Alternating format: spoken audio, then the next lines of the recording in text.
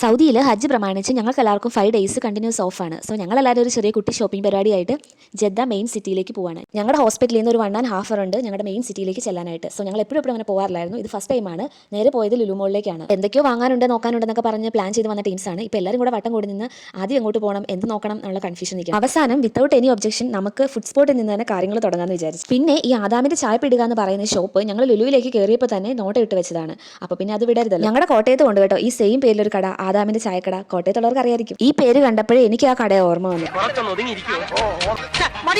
കാറിലിരിക്കാനുള്ളതിന്റെ തല്ലിപിടുത്തമാണ് നിങ്ങൾ ഇപ്പോൾ കണ്ടത്. ലുലുവിൽ നിന്ന് നേരെ ഇറങ്ങി ഞങ്ങൾ പോയത് ഒരു 5 റിയാൽ ഷോപ്പിലേക്കാണ്. അവിടെ എന്തെടുത്താലും 5 റിയാലാണ്. നമുക്ക് വേണ്ട പാത്രം, കുപ്പി, ആക്സസറീസ്, ബേക്കറി, സ്റ്റേഷനറി, ഡ്രസ്സ് എല്ലാം തന്നെ 5 റിയാൽ. അത് വളരെ ലാഭമുള്ള ഒരു കടയാണ്. എന്നാന്ന് വെച്ചാൽ നമ്മൾ മലയാളികൾക്ക് എവിടെ ലാഭം കിട്ടുന്നോ അവിടെ നമുക്ക് സന്തോഷമാണല്ലോ. സോ ഞങ്ങൾക്കും ഭയങ്കര സന്തോഷമായിരുന്നു കട കയറി. ഏതൊക്കെ ഷോപ്പിൽ കയറിയാലും അവിടെ AC ഉള്ളതുകൊണ്ട് നമുക്ക് പുറത്തെ ചൂട് അത്ര ഫീൽ ചെയ്യുന്നില്ലായിരുന്നു. പക്ഷേ പുറത്തിറങ്ങിയപ്പോഴാണ് മനസ്സിലായത് എന്തൊരു ചൂടാണ്, മനുഷ്യൻ കത്തിക്കരിഞ്ഞു പോകുന്ന വെയില. ഞങ്ങളുടെ ഹോസ്പിറ്റലിലാണെങ്കിലും ഈ അറബി പേഷ്യൻസ് ഒക്കെ കൂടുതലും വരുന്ന നൈറ്റ് ടൈമാണ്. അപ്പം ഞങ്ങൾ ആലോചിക്കാറുണ്ട് ഇവർക്ക് ഉറക്കമൊന്നും ഇല്ലേന്ന്. ഇപ്പോഴല്ലേ മനസ്സിലായത്. കഥയൊക്കെ കഴിഞ്ഞ സ്ഥിതിക്ക് നമുക്കിനി കാര്യമായിട്ട് എന്തെങ്കിലും കഴിക്കാം. ആർക്കും പിന്നെ KFCയും ബർഗറും സെഷ്വാനും ഒന്നും വേണ്ട. എല്ലാവർക്കും നല്ല നാടൻ ചോറും മീൻ വറുത്തതും മീൻകറിയും നല്ല കപ്പയും ഒക്കെ കൂട്ടി കഴിച്ചാൽ മതി. അപ്പോൾ പിന്നെ നമ്മുടെ ഡ്രൈവർ ചേട്ടൻ നമുക്കൊരു അടിപൊളി റെസ്റ്റോറൻറ്റ് കാണിച്ചു തന്നു.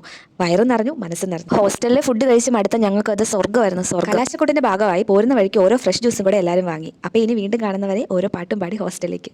ബൈ.